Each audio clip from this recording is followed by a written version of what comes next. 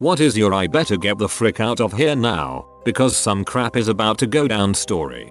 My friends and I were in an In-N-Out burger in LA about 10 years ago. We saw one guy go into the restroom, closely followed by about 8 more. Suddenly there was an incredible ruckus from the bathroom, bodies slamming into the walls repeatedly, sounds like sinks being torn off the walls, but no speaking or yelling whatsoever. Luckily, there was a security guard in the restaurant. He listened for a moment, stood up, and then jogged to his car and drove away. Needless to say, we didn't stick around to see what was going on in there, but it couldn't have been good. I laughed so hard at the image of the one guy whose job it is to keep the peace, listening for a moment, realizing he isn't paid nearly enough for that crap and just bailing. If security bails, it's definitely time to go. I was slipped a roofie of some kind when I was overseas. I was chatting up this beautiful German girl and having a good time with a small group of 2 other Americans and this girl, another female friend of hers and her male friend. The male friend was really cool and assured me they weren't an item. The group slowly dissipated and it was just me and this girl and her male friend. Can't remember what it was exactly, but something made me think, okay, these 2 are a team and he is offering her as bait to rob me or whatever. Then I started feeling really out of it and weird and almost passing out suddenly from some of the drinks. I had the presence of mind to immediately grab my friend 10 feet away and basically tell him, don't let these 2 out of your sight. Don't let me out of your sight. You need to get me out of here safely because I've been drugged and I think I'm about to pass out and they are up to something. I was in and out of consciousness as my buddy prevented the German guy and his girlfriend from the old "hey, we'll take care of him, don't worry" routine. I paid for all my buddy's drinks the rest of the trip because he got me out of there safe and sound, and I woke up in our hotel with no idea of how I got there. I didn't realize I have to watch my drink too.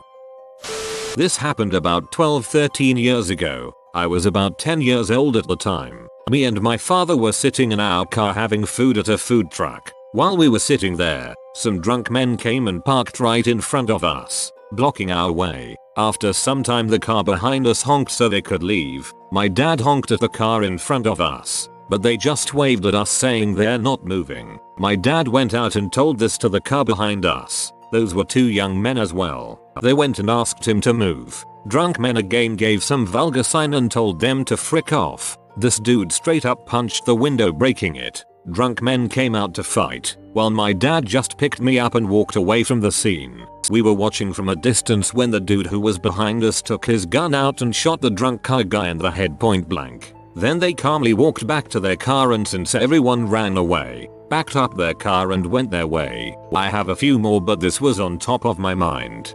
And this is why you don't just start crap with random people, thinking you're a badass. Eventually you'll find someone that doesn't give a crap about you or society's rules and will treat you like an animal to be slaughtered. I was visiting Belgium with my dad a couple of years back. I love arcades and found one in Oostend where we were staying. I was spending a couple of hours of my free time in there while my dad was round the corner in a sports bar watching football. I was playing a game of pinball when I noticed this guy who was just hanging around near me, not really doing anything, just staring in another direction towards some games. I finished my game and started to leave. He followed me. I noticed this and stopped and pretended to browse some of the prizes you can win with tickets. He stopped as well and pretended to look around. At this point I swiftly walked straight out the arcade. He followed me and as soon as we were on the street a guy leaning against the wall joined up with him and followed me about 10 feet back. These 2 were the worst muggers ever and I picked up on it straight away. They were obviously thinking I was going to walk home, if I was local and even lived there, and wait until we got out of the city center to try something. I went round the bend at the end of the road and straight into the sports bar where my dad was. They didn't follow me in and just kept walking past. I breathed a sigh of relief and enjoyed the rest of my evening. When you said Belgium and arcade, I immediately thought, oh no, it's going to be pedo story. I'm a bit relieved and glad you were okay. I was driving back to school after Thanksgiving break in the rain about 8 years ago, and as I pass by an exit I see a pickup coming down the entrance ramp next to me really fast. like recklessly fast. I think to myself I better get ahead of this guy so I don't have to deal with merging with him, so I put my foot on the gas. About 10 seconds later I look in my rear view mirror to see the pickup about 100 feet behind me spinning across all 4 lanes. Then a semi which was trying to swerve to avoid him collides and smashes him straight into the barrier as it turns fully sideways across the highway. Huge bang sound as the pickup basically disintegrated. I had to pull over at the next rest stop just to calm down. My uncle and stepfather were drinking late at night, watching TV while me and a few others were just chilling in the living room. I was 15 I think. There was some shouting outside on our street. We all went out on the porch to gawk and saw our neighbor, an old man, being dragged around on the asphalt by some young guy. My uncle with his drunken bravado strutted into the middle of it and he and the young man started to push each other. Then my uncle pulled out a switchblade and the guy ran into the old man's house. That's when I decided to go back inside and watch from a window with the phone in my hand. Sure enough, the dude came back out with a butcher knife. The two of them started to struggle. My stepfather jumped in to break it up, and he ended up getting stabbed in the back by the young dude. I called the police and we ended up in the hospital all night waiting to see if my stepfather would live. He did, with a punctured lung and a lot of recovery time. That actually went better than I thought it would from that first sentence. I was doing a semester abroad in London. At the time there were concerns about bombings on the underground trains.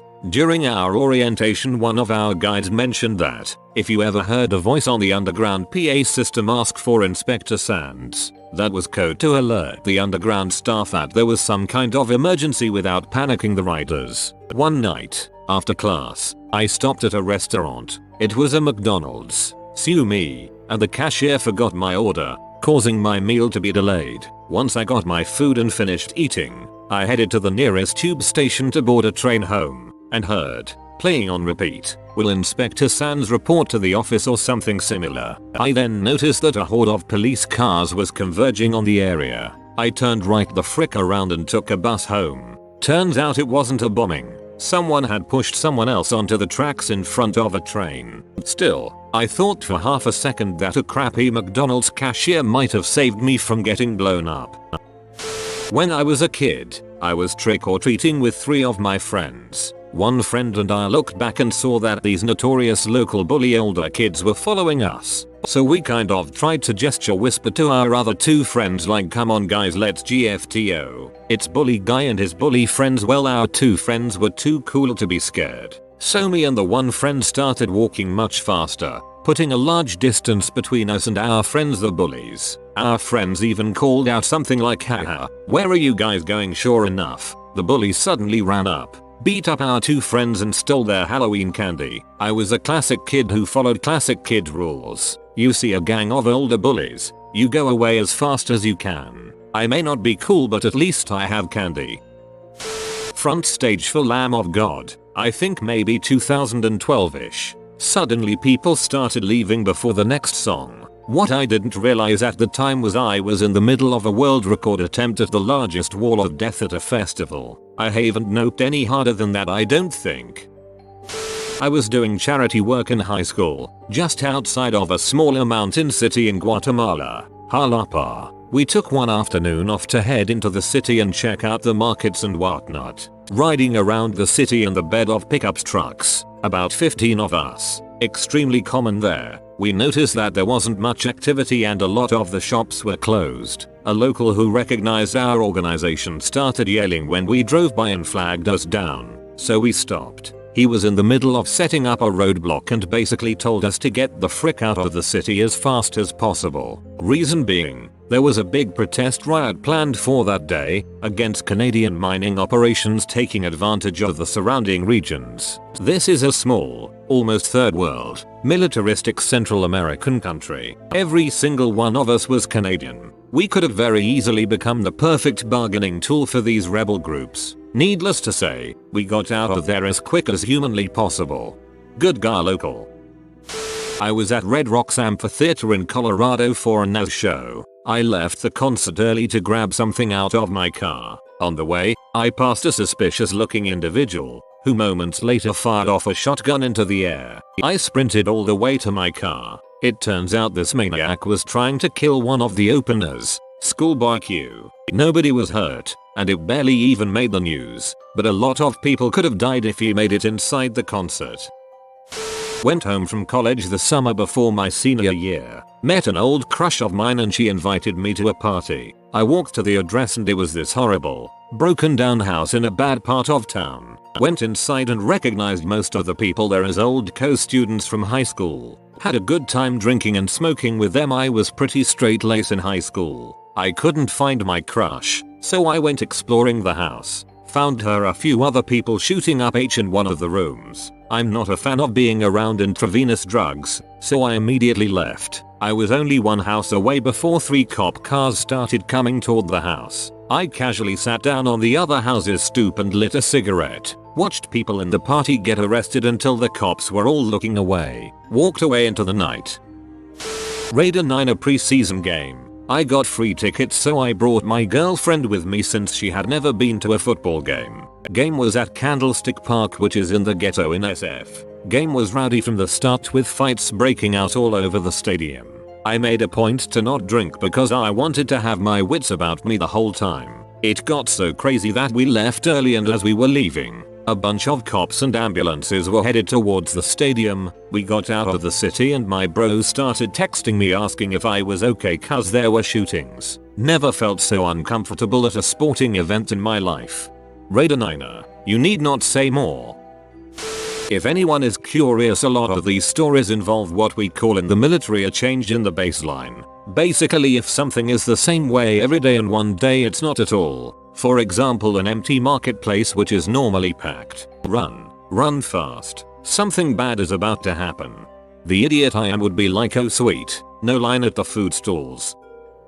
A few years ago a friend of mine invited me to a college party at the University of Kentucky during winter break. When I arrived, he greeted me on the porch and asked if I wanted to hotbox his car. I agreed and we proceeded to go smoke a couple bowls. During the second bowl, someone ran past carrying a Christmas tree over their shoulder, jetted across the street and darted into a house. We both had a moment of did that just happen before laughing and going to pack another bowl. Suddenly someone tapped on my window. My friend looked up and said, "Oh, it's cool, that's the host of the party." So I rolled down my window. The host asks, "Hey, did someone just run past here with a Christmas tree?" We laugh and say, "Yeah, he just went into that house across the street," and pointed to the house. The host says thanks, pulls out a handgun, readies it, marches across the street and starts pounding on the door of the house. My friend and I look at each other, say let's get the frick out of here, and pulled away. Then we went to Waffle House and it was great. Dodge a situation by going to a Waffle House. That's a frickin' twist. Not me but a friend of mine. I was with a guy who knew some pretty hardcore parties, so I went with him. We walked in and the first thing I notice in the house is a pile of C on the table and a pistol on the bar. My friend told me we need to GTFO. We passed 3 police cruisers headed to the party. On the way out, they busted the place right after we left. At least he's the type of partier to know when it's safe and when it's not. A few times have I tagged along to this party's gonna be sweet and it was either shot and nobody is there or entirely too crowded and fights happening, so I just bounce.